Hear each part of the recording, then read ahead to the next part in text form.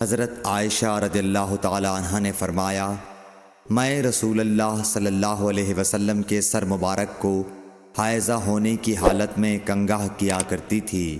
ہشام بن عروہ نے عروہ کے واسطے سے بتایا کہ ان سے سوال کیا گیا، کیا حائضہ بیوی میری خدمت کر سکتی ہے یا ناپاکی کی حالت میں عورت مجھ سے نزدیک ہو سکتی ہے؟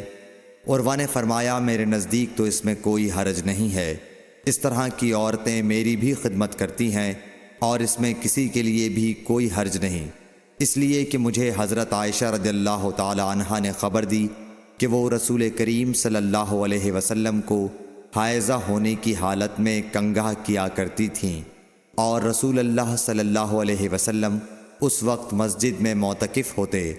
آپ اپنا سر مبارک قریب کر دیتے اور حضرت عائشہ رضی اللہ تعالی عنہا اپنے حجرے ہی سے کنگھا کر دیتی، حالانکہ وہ حائضہ ہوتیں۔ نبی کریم صلی اللہ علیہ وسلم میری گود میں سر رکھ کر قرآن مجید پڑھتے، حالانکہ میں اس وقت حیض والی ہوتی تھی۔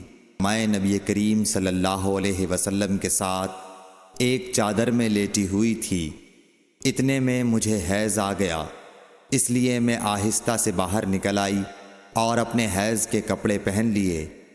حضور صلی اللہ علیہ وسلم نے پوچھا، کیا تمہیں نفاس آ گیا ہے؟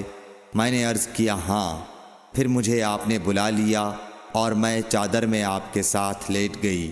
میں اور نبی کریم صلی اللہ علیہ وسلم ایک ہی برتن میں غسل کرتے تھے، حالانکہ دونوں جنبی ہوتے۔